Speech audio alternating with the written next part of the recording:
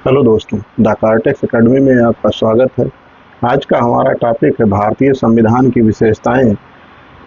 संविधान सभा द्वारा निर्मित संविधान की विशेषता का चर्चा आज करेंगे हम लोग। उसकी क्या क्या विशेषताएं हैं, लिखित है, सबसे बड़ा है, अन्य स्रोतों से लिया गया है, कठोरता और लचीलता के बीच का मिश्रण है। आइए देखते हैं एक एक करके कि क्या है, कैसे है। संविधान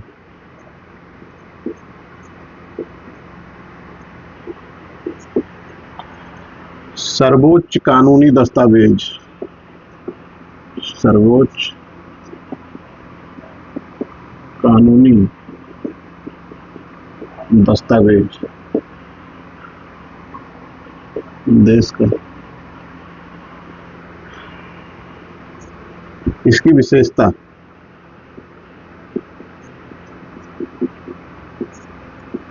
इसकी विशेषता क्या है कि इसमें मौलिक सिद्धांत का वर्णन, मौलिक सिद्धांत का वर्णन, प्रावधान का वर्णन, प्रावधान का वर्णन, प्रावधान का वर्णन इसलिए जो है, और इसकी संरचना, इसके आधारभूत स्तंभ, आधारभूत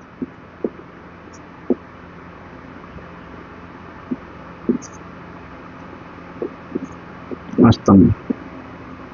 अब आधारभूत स्तंभ क्या होता है? जो इसका पिलर होगा वो दो हो सकता है कि एक तो ये सरकार की शक्तियों, सरकार की शक्तियों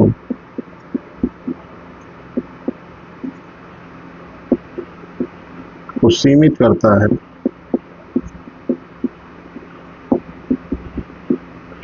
दूसरा नागरिक की सुरक्षा का, नागरिक के अधिकारों की, नागरिक के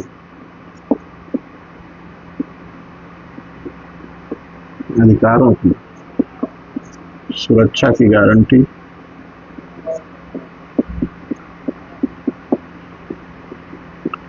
संविधान ये करता है कि संविधान में जो वर्णन है वो मौलिक सिद्धांतों का वर्णन है, प्रावधानों का वर्णन है, उसका संरचना कैसे है। संरचना में विधायिका, कार्यपालिका, न्यायपालिका, सबका वर्णन है। आइए देखते हैं कि इसकी क्या क्या विशेषताएं हैं। जो पहली विशेषता है उसके बारे में चर्चा करते हैं।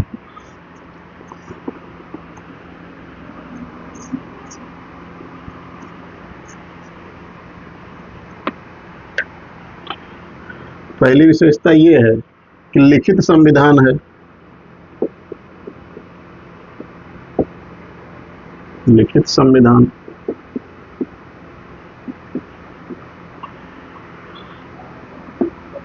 कहाँ कहाँ लिखित संविधान होगा?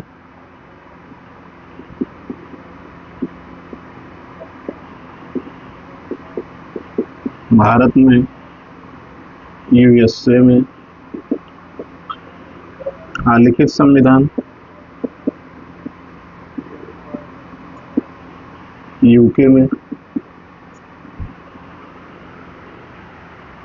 सबसे बड़ा संविधान लिखित तो है ही, लेकिन सबसे बड़ा संविधान है। दुनिया भर के जितने भी लोकतंत्र हैं, जितने भी देश हैं, सबके संविधानों से सबसे बड़ा संविधान भारत का संविधान है। आइए देखिए बड़ा क्यों है, ये विस्तृत संविधान क्यों है।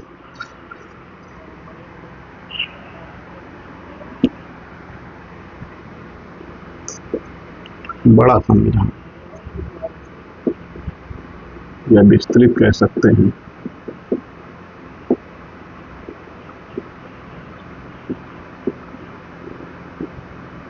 क्यों? जब 1949 में संविधान लागू हुआ था तो संविधान में कितनी अनुसूची थी?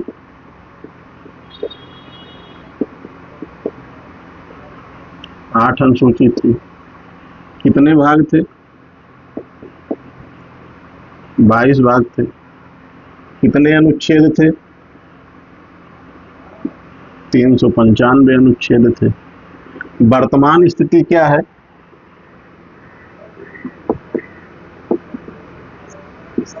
वर्तमान में अनुसूची 12 है, भाग 25 है,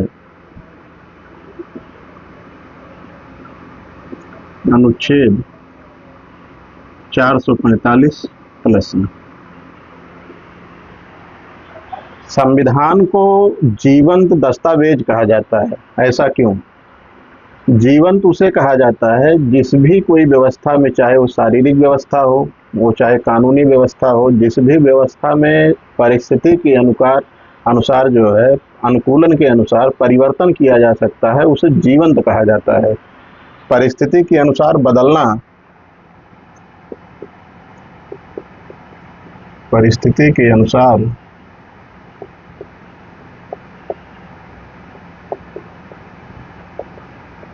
बदलना जीवंतता होती है। कोई निर्जीव चीज परिस्थिति के अनुसार नहीं बदल सकती है। सजीव ही जो होगा वही परिस्थिति के अनुसार बदलेगा। जब 1950 में कानून पूर्ण रूप से लागू हुआ, तब की परिस्थितियां दूसरी थीं, आज की परिस्थितियां दूसरी हैं। तो आज की परिस्थितियों के अनुसार संविधान में संशोधन किया जाता है। जैसे जैसे परिस्थितियां बदलती हैं, वैसे वैसे संविधान में संशोधन होता है आवश्यकता अनुसार। इसी कारण संविधान को जीवंत दस्तावेज कहा जाता है। आइए देखते हैं कि 12 अनुसूची कैसे हुई।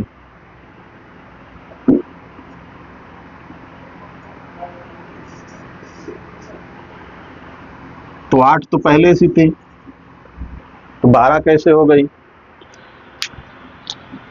तो बढ़ी कौन कौन? 9, 9वीं अनुसूची कब बढ़ाई गई? 1951 में। पहला कॉन्स्टिट्यूशन अमेंडमेंट, संविधान संशोधन के तहत, इसमें क्या बदला गया? भूमि सुधार, जमींदारी उन्मूलन, जमींदारी उन्मूलन। संविधान लागू होते ही पहले साल में परिवर्तन की जरूरत पड़ गई, क्योंकि संविधान सभा में या संविधान में भूमि सुधार कैसे किया जाएगा, जमींदारी का उन्मूलन कैसे किया जाएगा, इसका कोई वर्णन नहीं था। इसलिए अलग से एक सूची जोड़ी गई 1951 में फर्स्ट अमेंडमेंट से, और भूमि सुधार और जमींदारी उन्मूलन को समाप्त किया गया। दूसरा 10वां कब? 1985 में। किस संविधान संशोधन के तहत?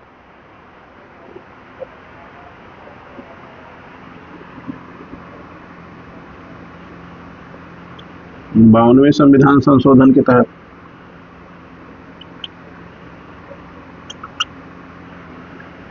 दसवें में क्या जोड़ा गया? दल बदल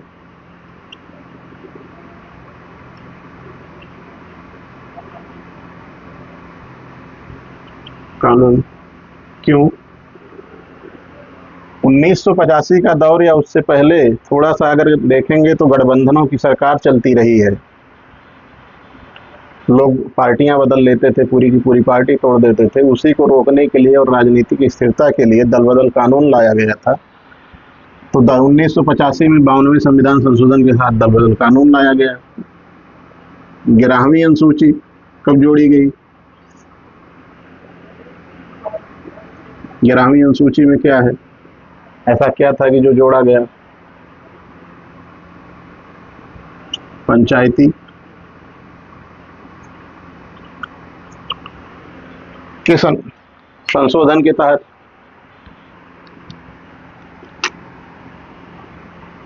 73वें कब? 1992 में। 12वीं कब जोड़ी गई? नगर पालिका।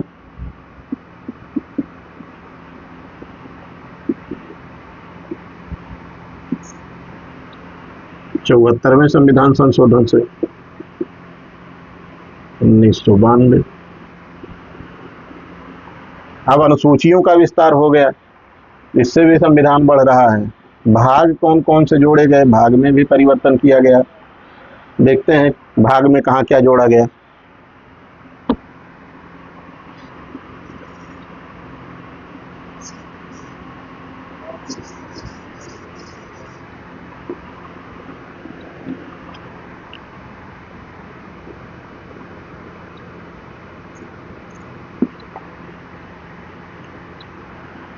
भाग में जो पहला भाग जोड़ा गया था वो कोई भाग अलग से नहीं किया गया था, भाग 23-24 कर दिया गया। भागों में ही भाग को जोड़ा गया उपभाग बना के।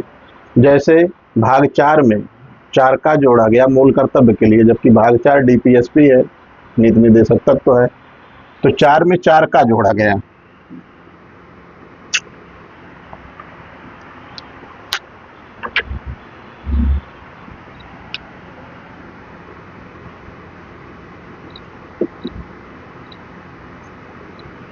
तो 4 का कब जोड़ा गया?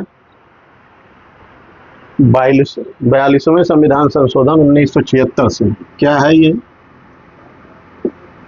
मूल कर्तव्य। 42वां संविधान संशोधन 12th कॉन्स्टिट्यूशन अमेंडमेंट 1976। इमरजेंसी के बाद। तो भाग 4 क्या है? डीपीएसपी। किस समिति की सिफारिश पर?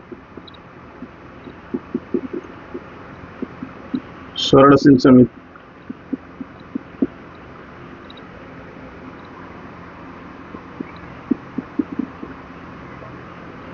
किस देश पे आधारित है?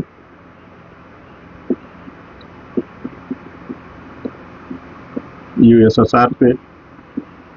तब रसिया यूएसएसआर था, उस पे आधारित है।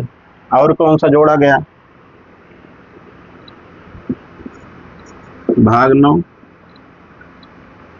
पंचायती।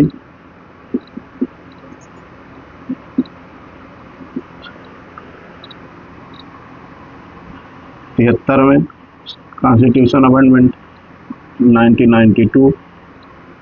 नौका जोड़ा गया। नौका में क्या है? नगर पालिका।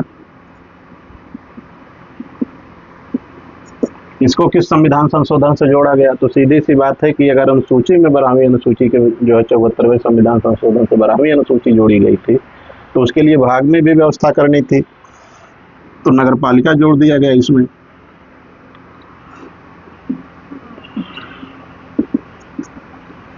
नाइनटीन 92 में। नौखा क्यों जोड़ा गया?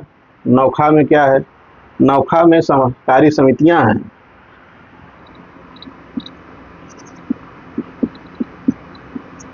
सहकारी समितियां हैं। किस संविधान संशोधन से जोड़ा गया?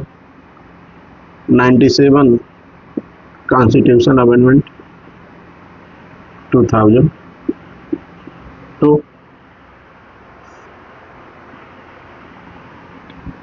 2002 नहीं 2011 से जोड़ा गया। अब यहाँ भी विस्तार हो गया, बड़ा हो रहा है। आइए देखते हैं कि बड़ा होने का कारण क्या है, कि इतना बड़ा क्यों हो रहा है।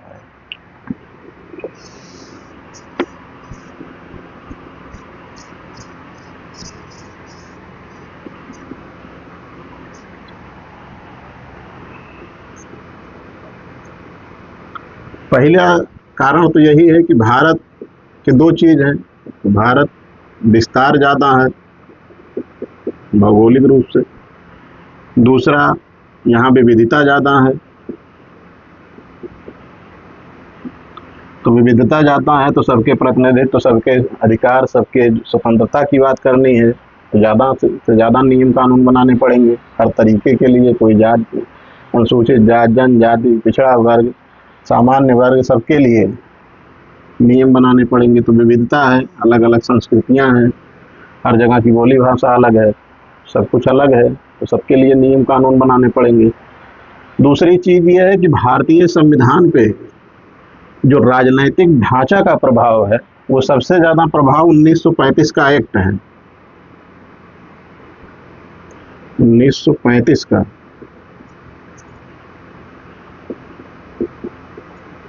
भारत सरकार अधिनियम है।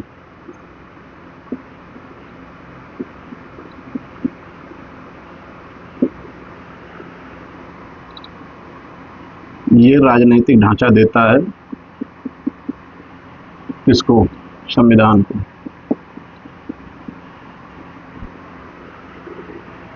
अगला बड़ा कारण क्या है जिसकी वजह से इतना बड़ा है? केंद्र और राज्य, केंद्र एवं राज्य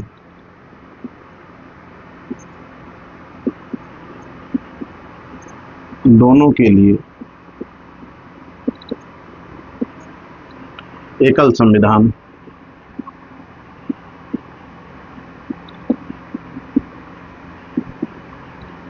एक ही संविधान है जो केंद्र और राज्य दोनों के लिए नियम बनाता है। ऐसा नहीं है कि केंद्र के लिए अलग नियम, राज्य के लिए अलग नियम, अमेरिका की तरह। ऐसा नहीं है, एकल संविधान है।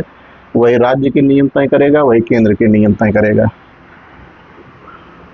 इसलिए भी बड़ा हो सकता है क्योंकि एक जगह है सभी कानून। संविधान सभा पर कानून विशेषज्ञों का प्रभाव रहा। ज़्यादातर वकील ही थे, तो हर चीज को विस्तृत करके लिखने का प्रयास किए।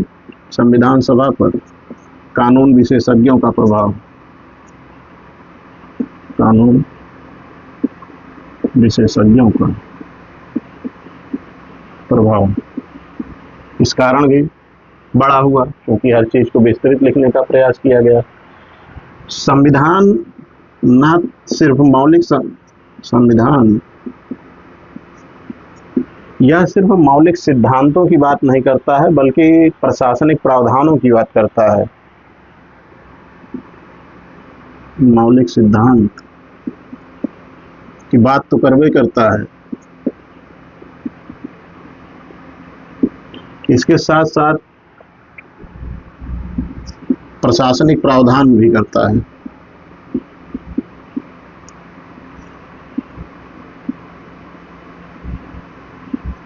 एक कारण ये भी रहा बड़ा होने का। तो क्या क्या कारण रहे? एक तो भारत की विस्तार और विविधता, दूसरा 1935 का एक्ट ही इतना बड़ा था और कानूनी राजनीतिक ढांचा उसी से लिया गया है, जिसके वजह से उसका प्रभाव ज़्यादा रहा तो बड़ा हुआ। केंद्र और राज्य दोनों के लिए एकल संविधान है, अलग अलग नहीं है, इसका भी कारण है। संविधान सभा पर कानून विशेषज्ञों का प्रभाव रहा, इसलिए विस्तृत लिखा गया हर चीज। संविधान में मौलिक सिद्धांत के साथ साथ प्रशासनिक प्रावधान भी शामिल है, इसलिए जो है ये बड़ा है।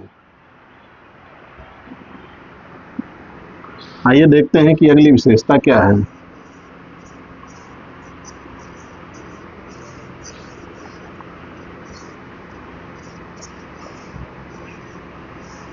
एक क्वेश्चन है कि भारतीय संविधान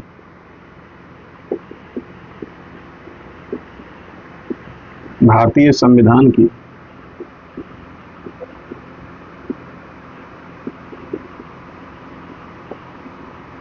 विशेषताओं का वर्णन कीजिए, व्याख्या कीजिए।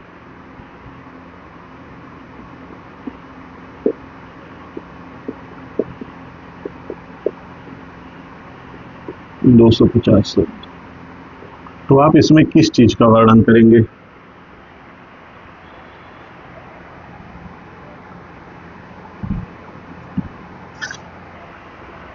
या ये भी हो सकता है कि अपनी विशेषताओं का वर्णन कीजिए 250 शब्दों में। कभी अपनी विशेषता को लिख के देखिए 250 शब्दों में कि आपकी विशेषता क्या क्या है, आपके अंदर गुण क्या क्या है, उसको भी लिख के देख सकते हैं कभी कभार।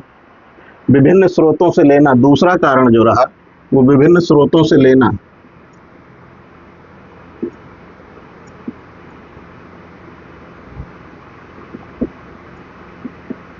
विभिन्न स्रोतों से लेना। संविधान सभा में अंबेडकर जी कहते हैं कि भारतीय संविधान दुनिया भर के विभिन्न संविधानों को छानने के बाद बनाया गया है। भारतीय संविधान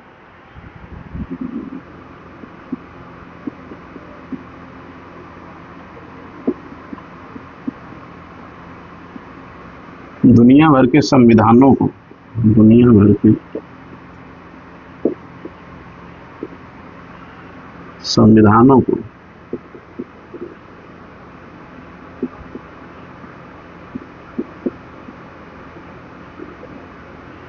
छानने के बाद बनाया गया है।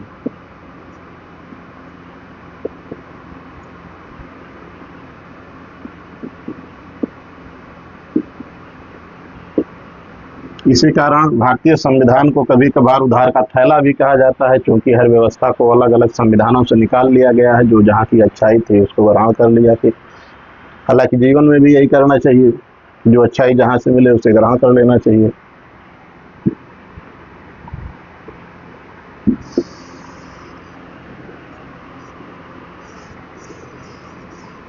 विभिन्न स्रोतों से लेना, इसका मतलब क्या हुआ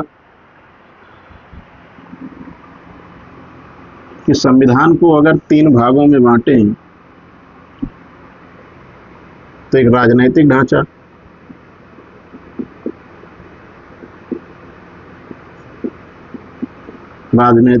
पे क्या किसका प्रभाव है? राजनीतिक ढांचा पे 1935 के एक्ट का प्रभाव है। यहां से कुछ लिया गया। जो दार्शनिक भाग है, जो मेन भाग है, दार्शनिक भाग, वो मौलिक अधिकार,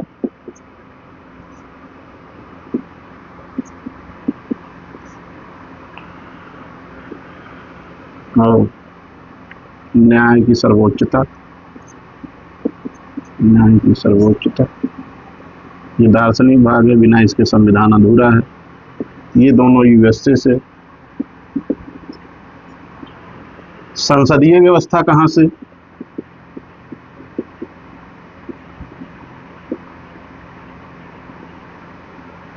ब्रिटेन से।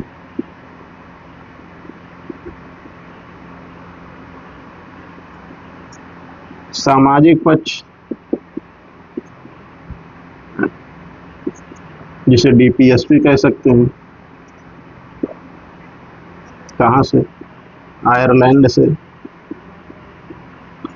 तो विभिन्न जगह के विभिन्न देशों की स्रोतों से छानने के बाद बनाया गया है।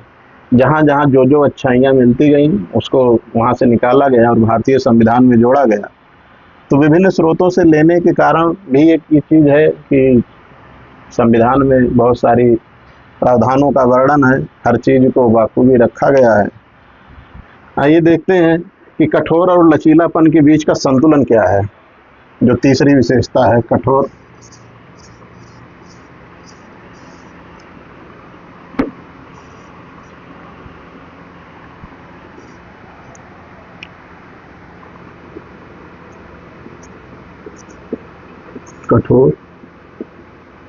एवं लचीलापन का मिश्रण।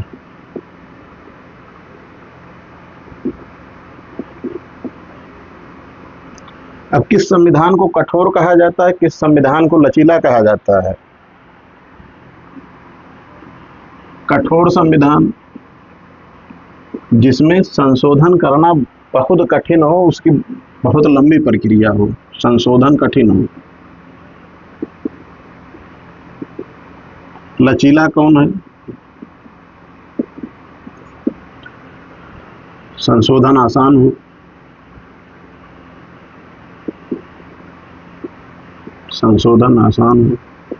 सामान्य बहुमत से परिवर्तन किया जा सकता है। लेकिन ना तो भारतीय संविधान कठोर है, ना भारतीय संविधान लचीला है। संविधान सभा के संविधान निर्माताओं ने दोनों के बीच का समन्वय निकाला। आइए देखते हैं कि वो समन्वय क्या था, कि कैसे दोनों के बीच का मिश्रण निकाला। संविधान का अनुच्छेद 359 कहता है,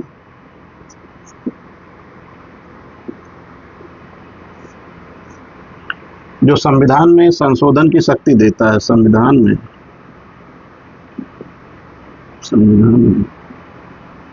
संशोधन को शक्ति देता है। तो संशोधन कैसे होगा? विशेष बहुमत से। विशेष बहुमत से।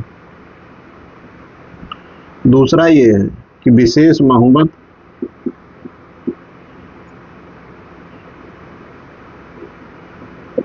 प्लस राज्यों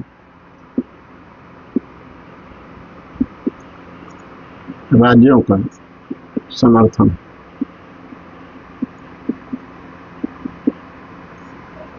आधे से अधिक राज्यों का समर्थन। विशेष बहुमत से जो परिवर्तन किया जाएगा, जो संशोधन किया जाएगा, मान लीजिए मौलिक अधिकार में कोई परिवर्तन करना है, तो संसद उसमें संशोधन कैसे करेगी? उसके लिए विशेष बहुमत की प्रणाली अपनाएगी। देखते हैं कि विशेष बहुमत क्या है।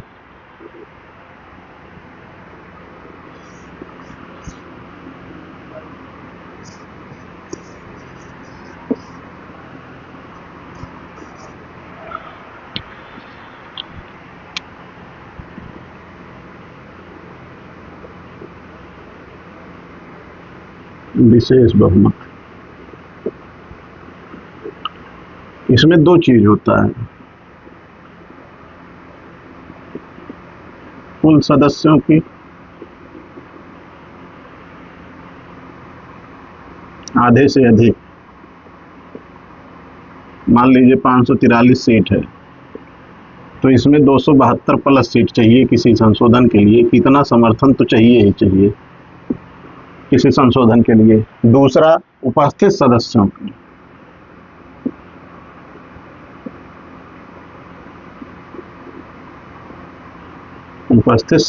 का 2/3 बहुमत। मान लीजिए किसी दिन कोई संशोधन किया जाना है, बिल पारित होना है, लेकिन उस दिन 543 सदस्य नहीं आए हैं, सिर्फ 400 450 सदस्य आए हैं। मान लीजिए 450 सदस्य आए हैं, तो इसमें से 2/3 कितना? लगभग 300। इनकी भी सहमति अनिवार्य है। एक तो पहला ये होना चाहिए कि जितने सदस्य हैं उसके आधे से अधिक होना चाहिए।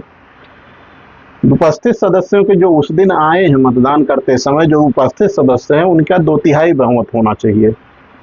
इससे होता क्या है कि संख्या बल के साथ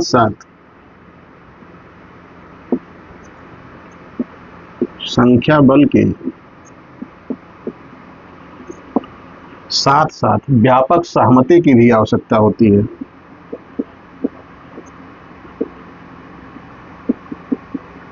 व्यापक सहमति की भी आवश्यकता होती है।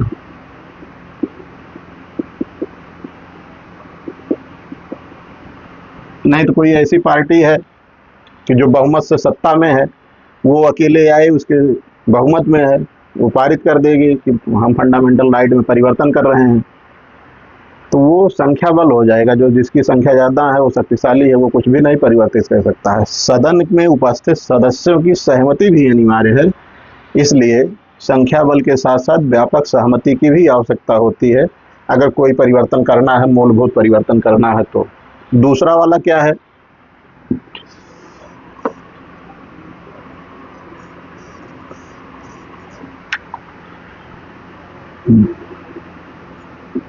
दूसरे के साथ साथ आधे से अधिक राज्यों का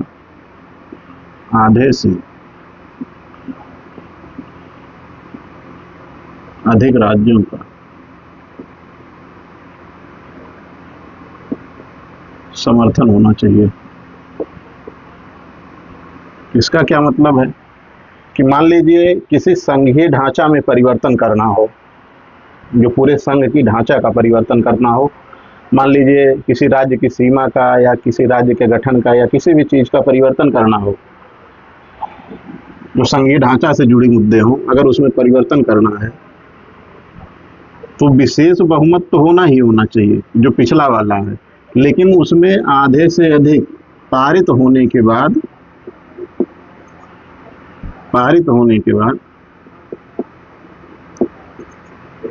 राज्यों को भेजा जाएगा और आधे से अधिक राज्य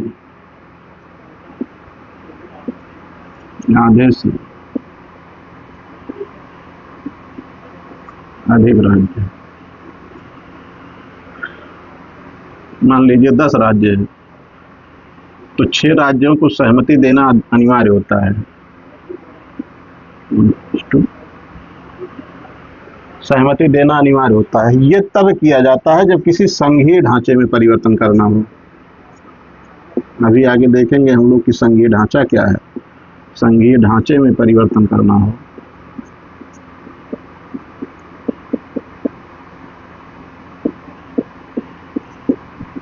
इसका मतलब क्या होता है कि आधे से अधिक राज्यों का समर्थन जो होता है, इसका मतलब ये है कि संघीय ढांचे में परिवर्तन के लिए केंद्र के साथ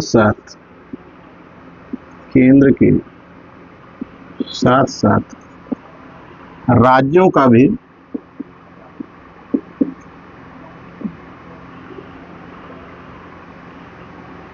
महत्वपूर्ण योगदान होता है।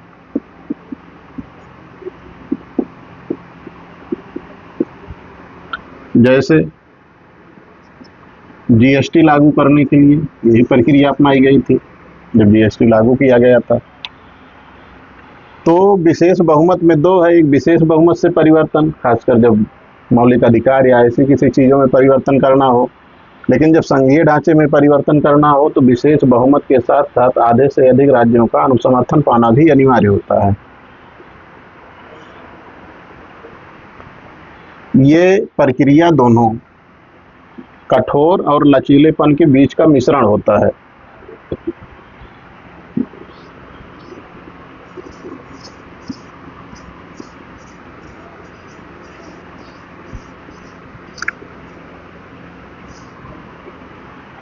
अगला चरण कौन सा है?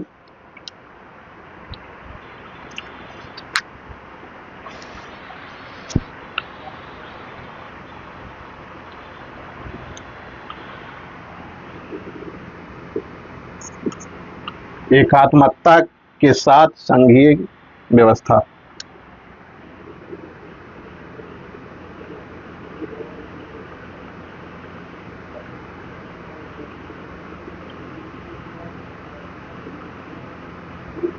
एकात्मकता के साथ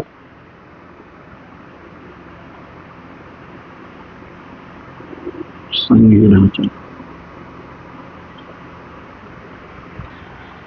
अब यहाँ दो चीज देखना पड़ेगा कि एकात्मकता क्या होती है और संघीय ढांचा क्या होता है। ये दोनों चीजों को जानेंगे तो समझ में आएगा कि क्या कैसे होता है। पहले देखते हैं कि संघ के क्या क्या लक्षण होते हैं। संघ किसे कहा जा सकता है? संघ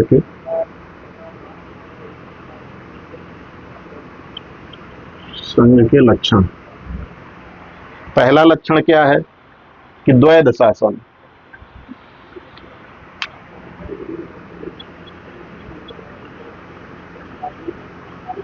द्वैध शासन, केंद्र और राज्य दोनों होना चाहिए। केंद्र एवं राज्य दोनों होना चाहिए। दूसरा संघ का क्या लक्षण है कि लिखित संविधान होना चाहिए, जो कि है लिखित संविधान।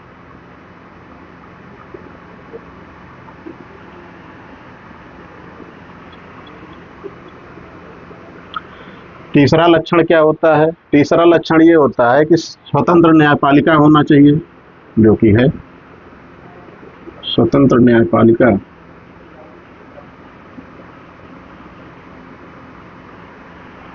इसके साथ क्या होना चाहिए?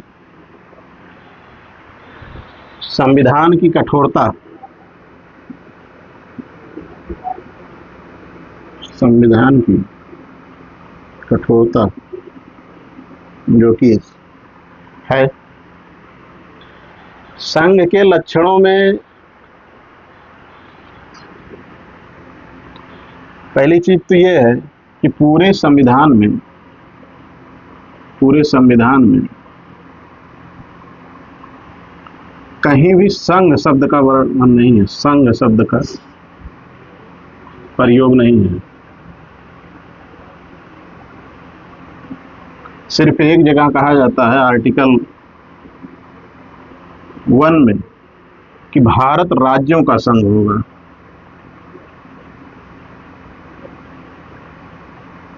भारत राज्यों का संघ होगा।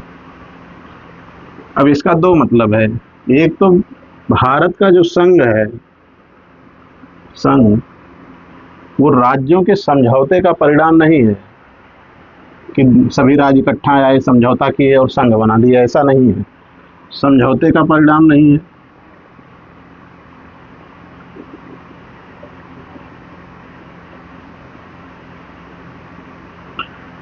जो जहां है उसको विलय किया गया है। दूसरा, अलग होने का अधिकार नहीं है, अलग होने का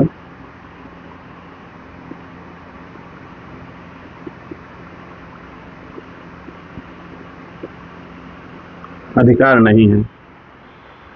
तो संघ शब्द का कहीं प्रयोग हुआ ही नहीं है, सिर्फ एक जगह प्रयोग होता है कि भारत राज्यों का संघ होगा। इसका क्या मतलब होता है राज्यों का संघ? कि जो संघ बना है वो राज्य आपस में समझौता करके नहीं बने हैं, उन्हें बनाया गया है। दूसरा ये है कि जब बनाया गया है तो खुद से अलग नहीं हो सकते हैं, दूसरी बात है। बने होते तो अलग हो सकते, बनाया गया तो अलग नहीं हो सकते हैं।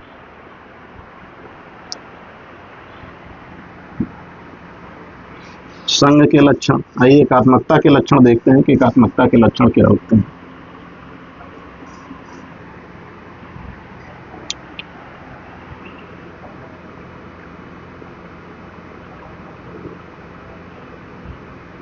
एकात्मकता के लक्षण, एकात्मकता का लक्षण जो होता है वो पहला तो ये है कि सशक्त केंद्र होना चाहिए। सशक्त केंद्र। दूसरा,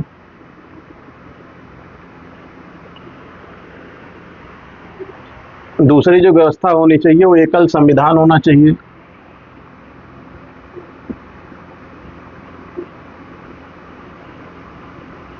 एकल शब्द का प्रयोग जहां है वहां समझ लीजिए कि एकात्मकता की बात हो रही है। एकल नागरिकता,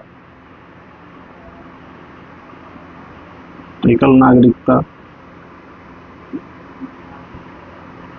अखिल भारतीय सेवाएं, अखिल भारतीय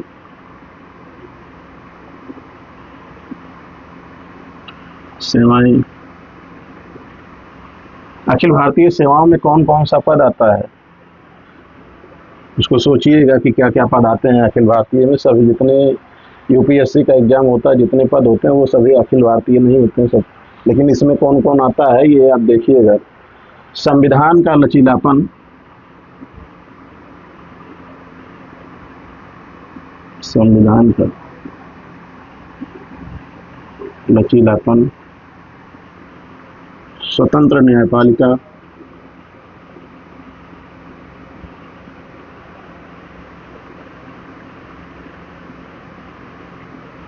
स्वतंत्र न्यायपालिका की जो कि है।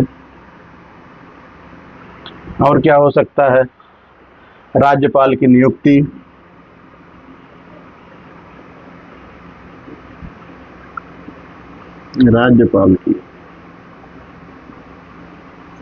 राज्यपाल की नियुक्ति, आपातकालीन सेवाएं,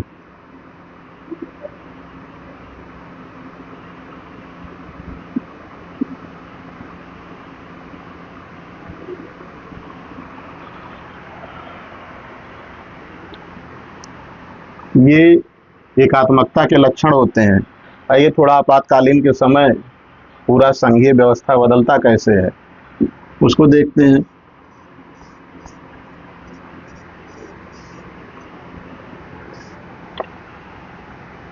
आपातकाल,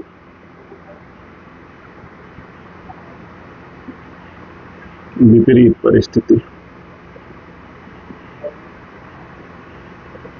विपरीत परिस्थिति, ये कितने प्रकार का होता है?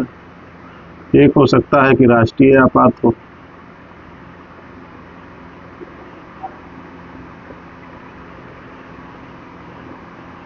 आर्टिकल 352। कब?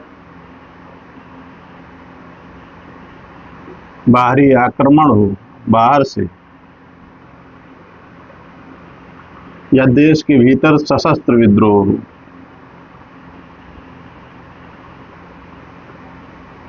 तब लागू हो सकता है। दूसरा स्वरूप क्या होता है कि राष्ट्रपति शासन। तो राष्ट्रपति शासन कहाँ लगता है?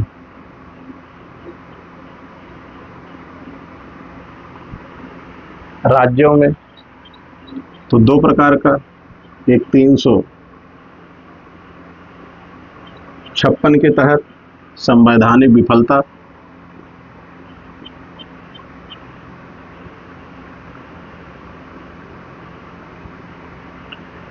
अगर राज्यपाल ये लिख के राष्ट्रपति को दे देता है कि राज्य में संवैधानिक विफलता फेल हो गया है, पूरी मशीनरी फेल हो गई, संविधान के तहत कोई कार्य नहीं हो रहा है, तो वहाँ पे राष्ट्रपति शासन इम्पोज किया जा सकता है। दूसरा 365 के तहत केंद्र का निर्देश न मानना, केंद्र का निर्देश न मानना। केंद्र किसी राज्य को निर्देशित करता है और राज्य बार बार उस चीज को मना करता है, मानता नहीं है, तो केंद्र उस पर राष्ट्रपति शासन इम्पोज कर सकता है, लागू कर सकता है। तीसरा क्या हो सकता है कि वित्तीय आपात हो सकता है, वित्तीय समस्या आ जाए देश में।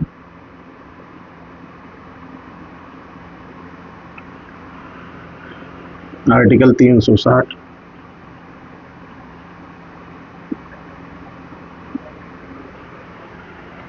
इस स्थिति में होता क्या है कि सारा चीज एकात्मक हो जाता है, एकात्मक, नियंत्रण केंद्र के हाथ में।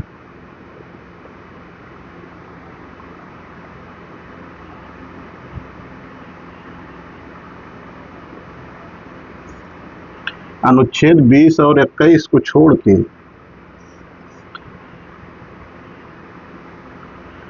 केंद्र सरकार किसी भी फंडामेंटल राइट, मौलिक अधिकार को सस्पेंड कर सकता है इन कंडीशन में,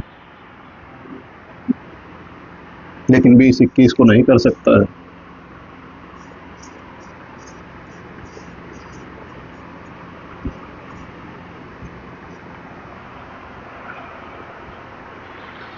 देखते हैं कि अगला लक्षण क्या है।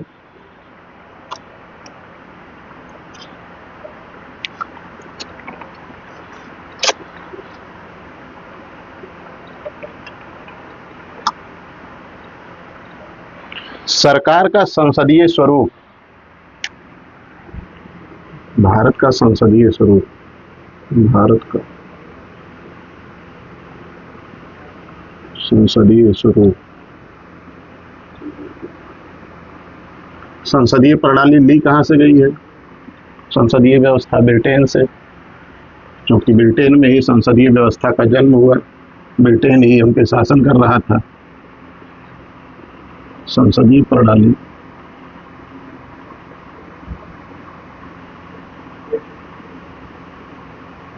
ब्रिटेन से। शासन के दो स्वरूप होते हैं, शासन करने के दो स्वरूप होते हैं। एक अध्यक्षात्मक होता है, प्रेसिडेंशियल सिस्टम,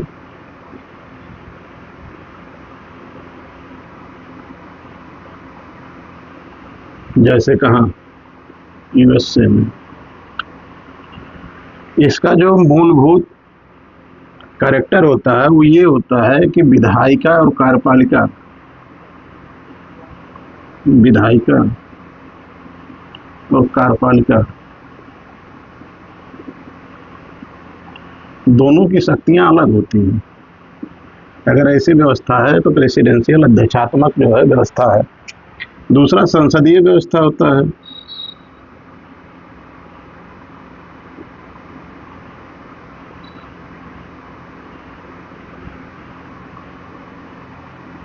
भारत में, ब्रिटेन में इसकी जो क्वालिटी होती है, विधायिका और कार्यपालिका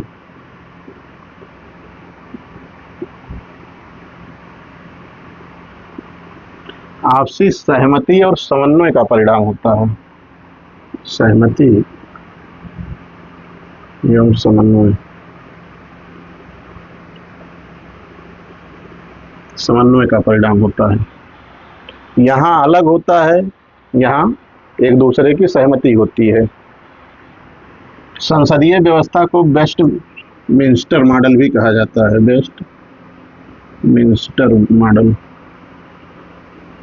क्यों?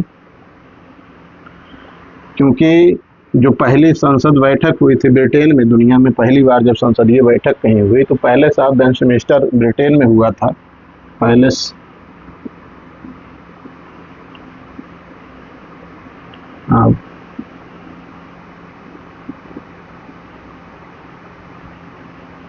ब्रिटेन में एक जगह है जहाँ एक पैलेस है, वहीं पहली बार संसदीय व्यवस्था की बैठक हुई।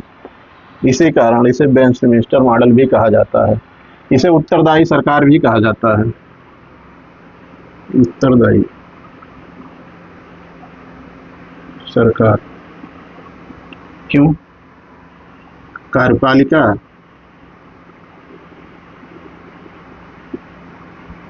विधायिका के प्रति जिम्मेदार उत्तरदायित्व होती है। विधायिका के प्रति उत्तरदायी होती है। ये संसदीय व्यवस्था है। दूसरी चीज ये है कि संसदीय प्रणाली में एक ये चीज होता है कि एक संसद संप्रभु होता है और एक संप्रभु नहीं होता है। जैसे ब्रिटेन की संसदीय संप्रभुता के बारे में कहा जाता है कि ब्रिटेन की संसद पुरुष को महिला और महिला को पुरुष नहीं बना सकती है, बाकी सब कुछ कर सकती है। तो इतनी संप्रभु है।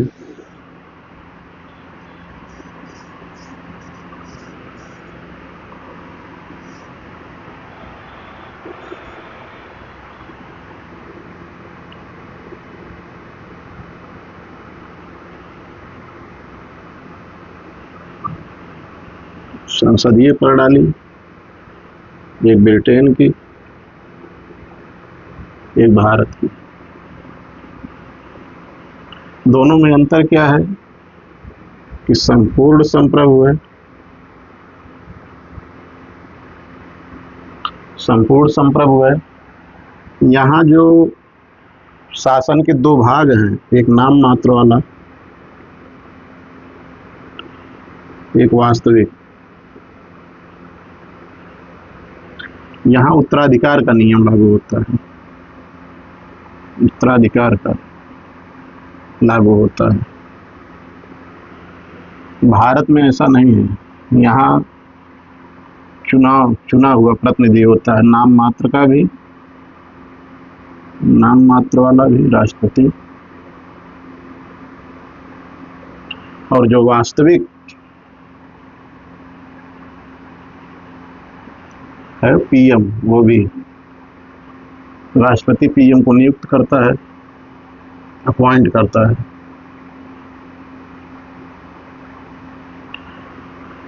बहुमत दल का नेता होता है।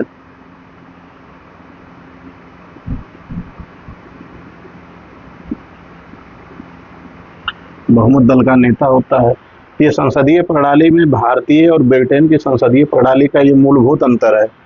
यहाँ का जो नाम मात्र का अध्यक्ष है, जो मुखिया है, वो राष्ट्रपति है, जो भी चुनाव के माध्यम से आता है। इसीलिए भारत को गणतंत्र कहा जाता है कि मुखिया चुनाव से जीत। और वास्तविक जो होगा वो पीएम होगा, वो भी बहुमत दल का नेता होता है, चुनाव से आता है और राष्ट्रपति उसको अपॉइंट करता है।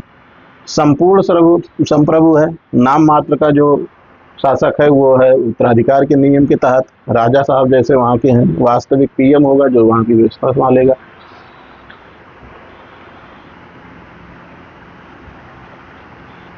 एक होती है न्यायपालिका की सर्वोच्चता। न्यायपालिका की सर्वोच्चता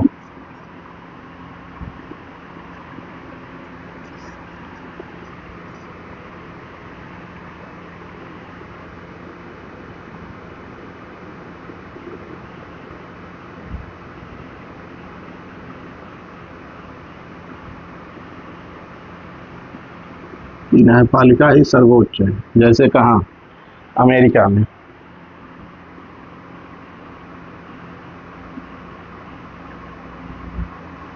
सर्वोच्च कैसे होते हैं? JR, जुडिशियल रिव्यू, न्यायिक समीक्षा करके। भारत में न्यायिक सर्वोच्चता और संसदीय संप्रभुता के बीच समन्वय है, जो भारतीय संविधान का लक्षण है। आइए देखते हैं कैसे समन्वय। न्यायिक सर्वोच्चता,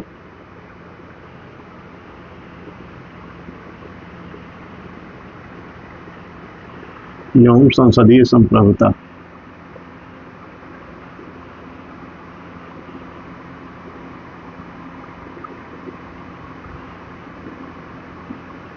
संसदीय संप्रभुता का समन्वय है। कैसे?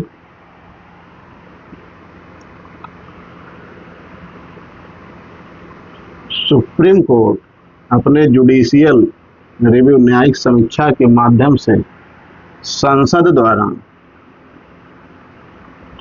पारित कानून की समीक्षा कर सकता है। समीक्षा कर सकता है कि अगर वो मौलिक अधिकारों का हनन कर रहा है या किसी भी मौलिक ढांचे का हनन कर रहा है तो उसको वो शून्य कर सकता है। दूसरा कैसे है कि संसद क्या कर सकती है? संशोधन की शक्तियों के माध्यम से संशोधन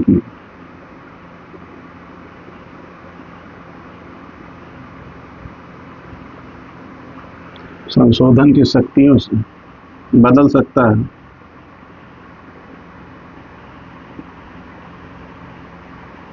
ये भी एक लक्षण है कि भारत में संसदीय संप्रभुता और न्यायिक सर्वोच्चता के बीच का समन्वय है कि अगर संसद कोई कानून पारित करता है तो जुडिशियल रिव्यू के तहत उसे परिवर्तित कर सकता है या शून्य घोषित कर सकता है सुप्रीम कोर्ट, और संसद को इसी व्यवस्था को बदल सकता है अपने संशोधन की शक्तियों से। तो दोनों के पास पावर है, वो एक दूसरे के साथ संतुलन बना के चलते हैं। लोकतंत्र का संतुलन है। ये भी एक लक्षण था। अगली विशेषता क्या है? एकीकृत स्वतंत्र न्यायपालिका। एकीकृत स्वतंत्र न्यायपालिका।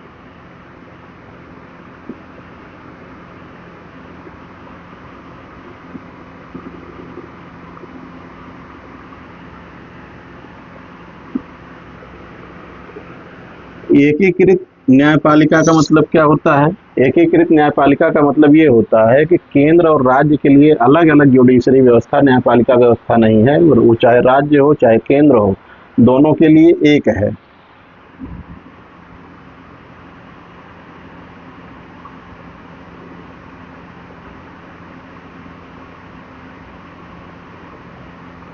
सबसे बड़ा सुप्रीम कोर्ट, फिर HC, फिर सबऑर्डिनेट, अधीनस्थ न्यायालय, सबऑर्डिनेट। जिला स्तर पर, तहसील स्तर पर ये हियरार्की होती है।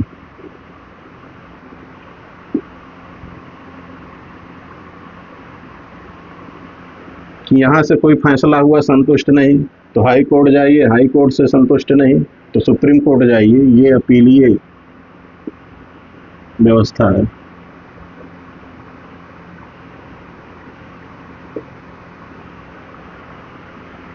एकीकृत का मतलब यही होता है। एकीकृत न्यायपालिका के लाभ क्या होते हैं? इसका लाभ क्या होता है? लाभ ये होता है कि कानून की एकरूपता पूरे भारत में बनी, पूरे देश में बनी रहती है। कानून की एकरूपता बनी रहती है। दूसरा क्या होता है एकीकृत न्यायपालिका में कि केंद्र और राज्य के बीच में अगर कोई विवाद होता है, केंद्र एवं राज्य के बीच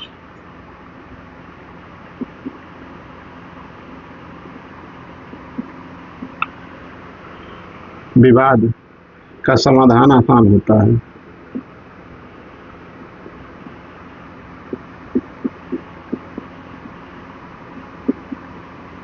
का समाधान आसान होता है।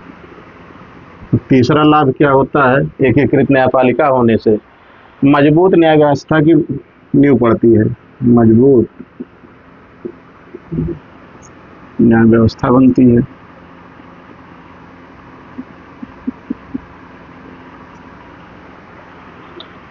ये एकीकृत न्यायपालिका के कुछ लाभ होते हैं। स्वतंत्र कैसे होती है न्यायपालिका, आइए देखते हैं कि स्वतंत्रता कैसी होती है।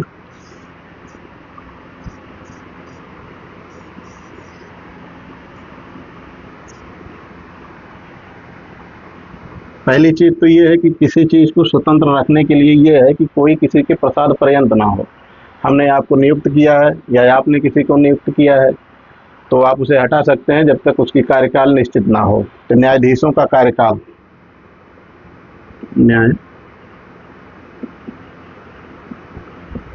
न्यायाधीशों का कार्यकाल हाई कोर्ट में कितना होता है? 62 वर्ष। सुप्रीम कोर्ट में कितना होता है? 65 वर्ष। जिनकी जब तक इनकी अवधि नहीं पूरी होती है तब तक इनको नहीं हटा सकते हैं नियुक्ति के बाद। अगर हटाना है तो उसके लिए कारण होना चाहिए, या तो कदाचार, वो किसी ऐसे काम में लिप्त पाए गए हों जो मर्यादा के विपरीत हो, या अक्षम हो। अक्षमता के आधार पर है कि जिस पद पे है उस पद के लायक ही नहीं है, अक्षमता। उसके लिए भी दोनों सदनों में 2/3 बहुमत से, दोनों सदनों में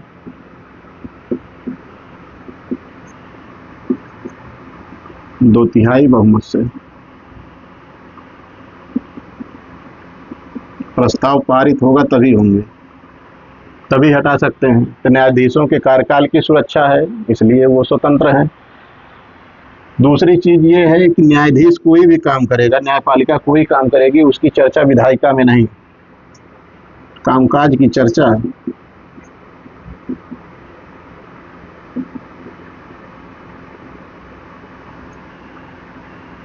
विधायिका में नहीं।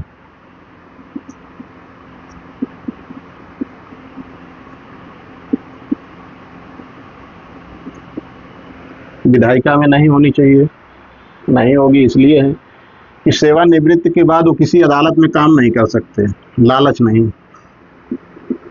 सेवानिवृत्ति के बाद किसी अदालत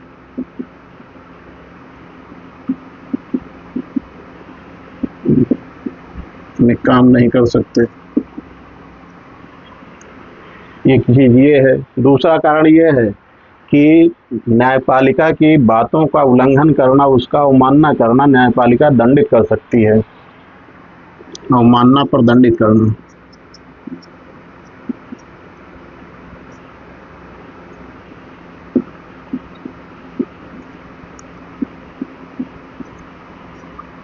अवमानना पर दंडित करना, ये स्वतंत्र न्यायपालिका की बुनियाद होती है। इन्हीं आधारों पर न्यायपालिका स्वतंत्र होती है।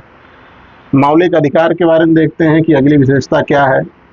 मौलिक अधिकार,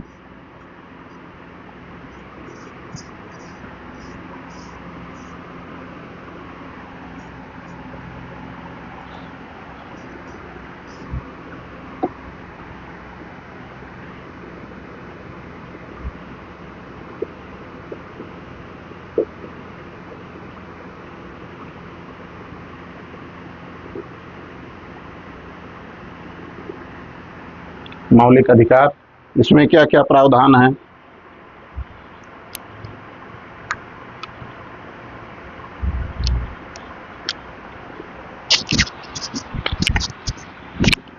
मौलिक अधिकार से जो होता है, पहली चीज ये कि राजनीतिक लोकतंत्र की स्थापना होती है।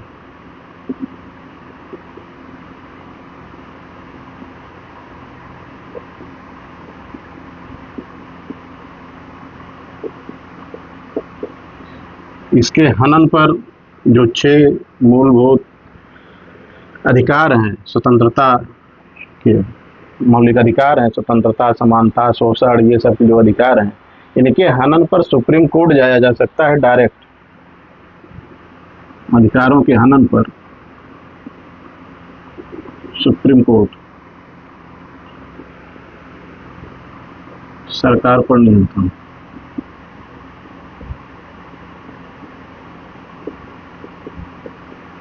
कि विधायिका या ऐसे कोई नियम नहीं बना सकती है जिससे मूल अधिकारों का उल्लंघन होता हो।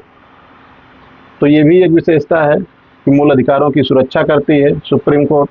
सुप्रीम कोर्ट क्या है, उसको 2 चीज मान सकते हैं, या फॉर्म मूल अधिकार की गारंटर है, गारंटी देती है, गारंटी की सुरक्षा की गारंटी।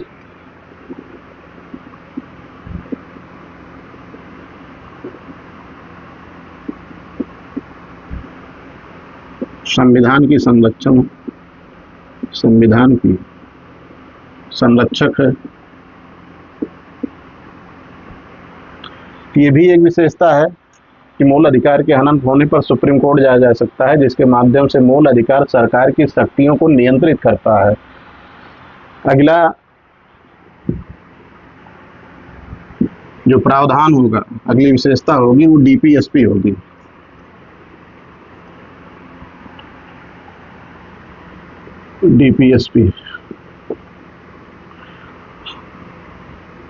डीपीएसपी क्या करता है? जो डीपीएसपी का मूल रूप है, ये सामाजिक और आर्थिक लोकतंत्र की स्थापना करता है। सामाजिक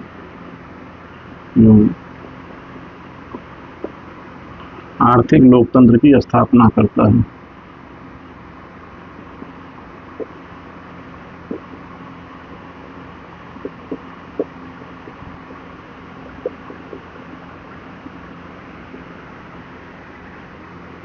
कल्याणकारी राज्य,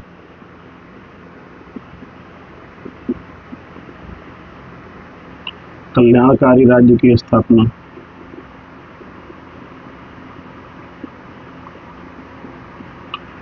नियम बनाते समय सामाजिक समानता और आर्थिक समानता की बात डीपीएसपी ही करता है, कि सरकार को यह निर्देशित करता है कि राज्य के लिए कोई भी नियम बने तो उसमें आर्थिक और सामाजिक समानता बनी रहे, किसी एक पर वस्तु पर या संसाधन पर या किसी पर जो है एकाधिकार ना होने पाए। ये एक निर्देश है सरकार को। अब निर्देश है तो इसे कानून से लागू नहीं कराया जा सकता। हम जाके न्यायपालिका में ये नहीं कह सकते हैं कि सरकार डीपीएसपी लागू नहीं कर रही है, इन्फोर्सेबल नहीं है, लागू कानून से लागू नहीं कराया जा सकता है, कानून से लागू नहीं कराया जा सकता।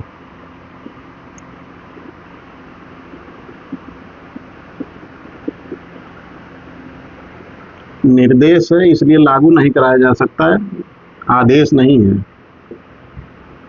ये राज्य को निर्देश है, आदेश होता तो लागू किया जा सकता नियम से, लेकिन निर्देश है तो इसे लागू नहीं किया जा सकता है। इसमें भी कई तरह के विचार हैं। एक तो गांधीवादी विचार है, इसमें उदारवादी है, बौद्धिक उदारवादी है। तो जब डीपीएसपी पढ़ेंगे तो देखेंगे कौन कौन सा अनुच्छेद गांधीवादी है, कौन कौन सा अनुच्छेद उदारवादी है, तो तब देखेंगे। तो ये भी एक विशेषता है संविधान की कि राज्य को निर्देशित भी करता है कि राज्य कल्याणकारी राज्य बनाने के लिए कैसे नियम बनाएगा, कैसे किन किन बातों का ध्यान रखेगा।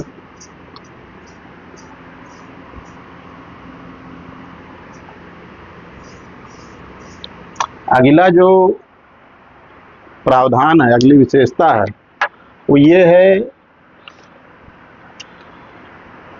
मौलिक कर्तव्य।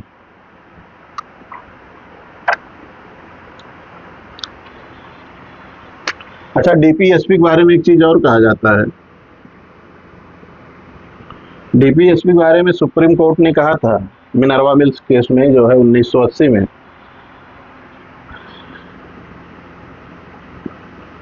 मिनर्वा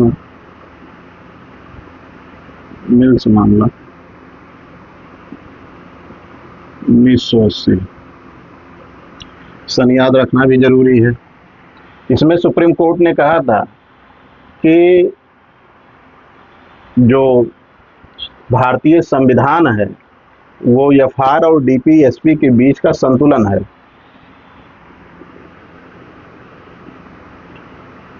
संविधान फंडामेंटल राइट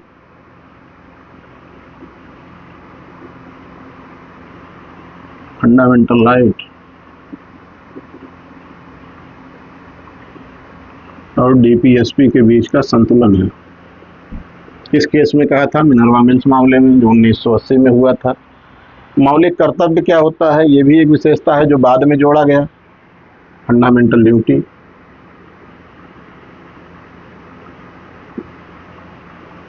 किसके लिए है? डीपीएसपी राज्य को निर्देशित करता है कि क्या करना है।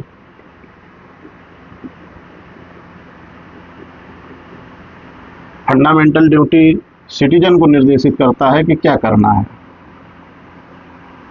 सिटीजन को निर्देशित करता है कि क्या करना है, आपके कर्तव्य क्या है, उसके लिए जो है करता है। ये जोड़ा कब गया था? हमने पहले देखा भी कि 42 कॉन्स्टिट्यूशन अमेंडमेंट 1976 के तहत जोड़ा गया था। स्वर्ण सिंह समिति के माध्यम की सिफारिश पर जोड़ा गया था। यूएसएसआर पे आधारित है। अब ये निर्देश है तो इसको भी लागू नहीं कराया जा सकता है, कानूनी लागू नहीं कराया जा सकता है, कानूनी रूप से लागू नहीं। जहां जहां निर्देशित किया गया होगा उसको कानून से लागू नहीं कराया जा सकता है। सार्वभौम वयस्क मताधिकार जो एक विशेषता और है।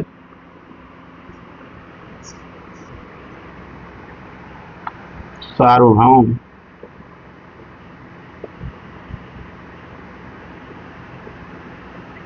वयस्क मताधिकार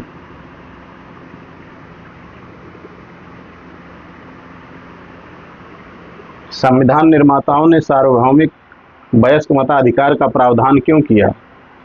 कारण ये था कि उस समय एक तो देश का आकार बड़ा है, विविधता है,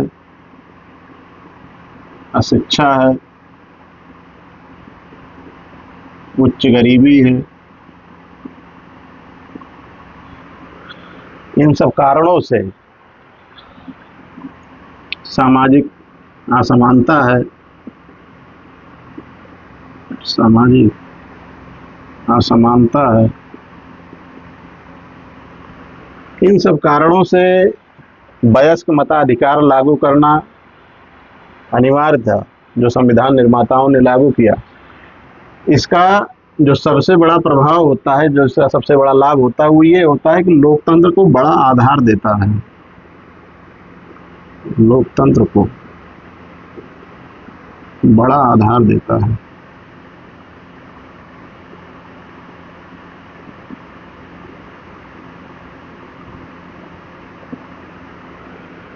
उसकी नींव को बड़ा करता है लोकतंत्र की। जितने ज़्यादा लोग मतदान करेंगे उतने ज़्यादा लोकतंत्र मजबूत होगा। ये तो लाभ है। प्रभाव क्या होता है इसका? जनता के आत्मसम्मान में वृद्धि। जनता के आत्मसम्मान में वृद्धि। जनता के आत्मसम्मान में वृद्धि होती है। समानता का सिद्धांत लागू होता है। समानता का सिद्धांत लागू होता है, सबको बराबर प्रतिनिधित्व मिले, सबको बराबर मतदान मिले, अल्पसंख्यक के हितों की रक्षा करता है।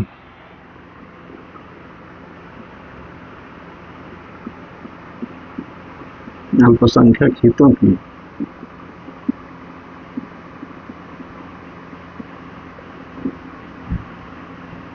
रक्षा करता है। अगला जो प्रभाव होता है कमजोर के लिए, कमजोर के लिए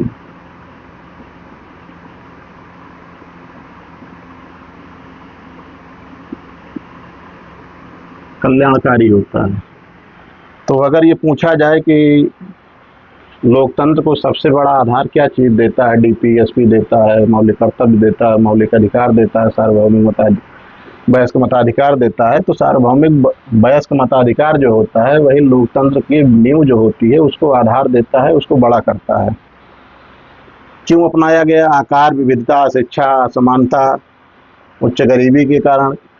लाभ क्या होता है कि जनता के आत्मसम्मान में वृद्धि होती है कि आप भी मतदान कर रहे हैं। समानता का सिद्धांत कि सब मतदान कर रहे हैं, अल्पसंख्यक 4 लोग हैं वो भी मतदान कर रहे हैं तो उनके हितों की भी रक्षा होती है।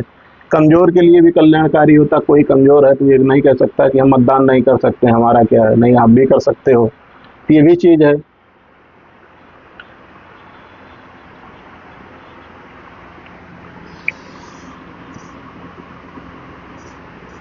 अगला विशेषता क्या है?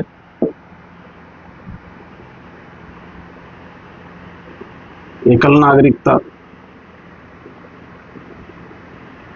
एकल नागरिकता का क्या मतलब है कि जैसे द्वैध शासन है, केंद्र का भी शासन है, राज्य का भी शासन है, तो ऐसा नियम यहाँ नहीं है कि आप केंद्र की भी नागरिकता लीजिए और राज्य की भी नागरिकता लीजिए, ऐसा नहीं है। राज्य के पूरे देश के किसी भी राज्य में पैदा हुई तो आप भारत के ही नागरिक होंगे, ये एकल नागरिकता है।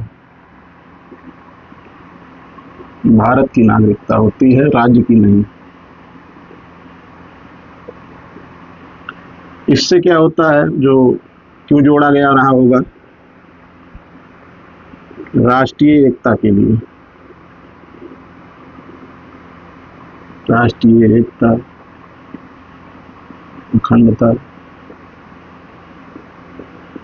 इस आधार पे कोई नहीं कह सकता कि आप उत्तर प्रदेश के निवासी हैं, आप एमपी के नागरिक हैं, आप असम के नागरिक हैं, आप तमिलनाडु के नागरिक नहीं, सब भारतीय नागरिक हैं, तो सबके लिए समान नियम है, समान कानून है, सब समान है। इससे राष्ट्रीय एकता की वृद्धि होती है, अखंडता की, बंधुत्व की वृद्धि होती है।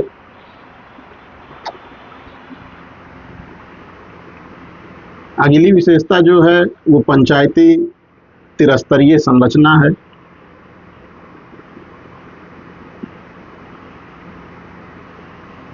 त्रिस्तरीय संरचना है। त्रिस्तरीय संरचना का मतलब ये होता है केंद्र भी है,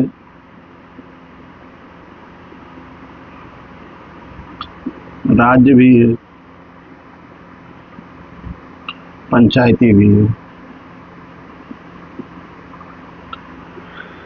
पंचायती मतलब लोकतंत्र अपने धरातल स्तर पर, जमीनी स्तर पर काम करने के लिए पंचायत होती है, तो लोकतंत्र ऊपर से नीचे है कि नीचे से ऊपर है, लोकतंत्र नीचे से ऊपर है, तो ये भी एक विशेषता है। संविधान की विशेषता एक ये है, जब हम लोग पढ़ रहे थे संघात्मक और एकात्मक, तो सामान्य परिस्थिति में संघात्मक है,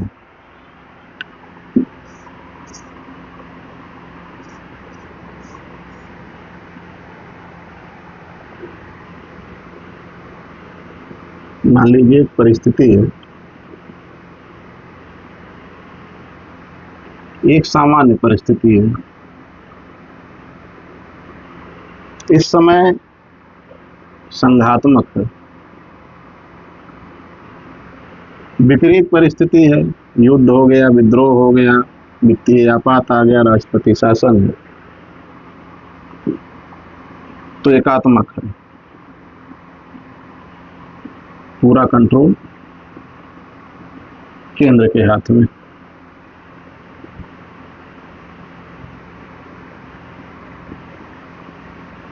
तो एकात्मक है।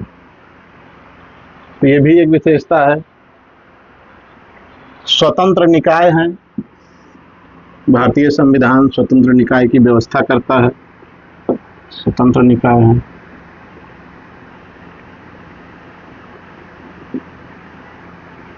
कौन कौन? एग्जाम्पल के तौर पे election commission of India, election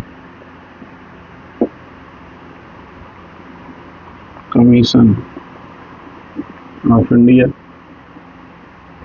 Bharat का निर्वाचन आयोग,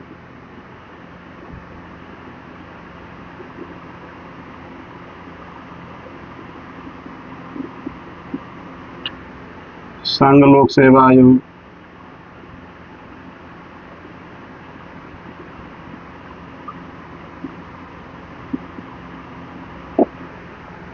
राज्य लोक सेवा आयोग,